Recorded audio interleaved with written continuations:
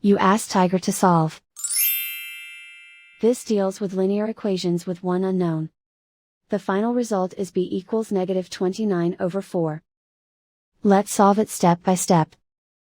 Swap sides. Group all constants on the right side of the equation. Add 1/2 to both sides. Combine the fractions. Combine the numerators. Reduce the zero numerator. Simplify the arithmetic. Find the lowest common denominator.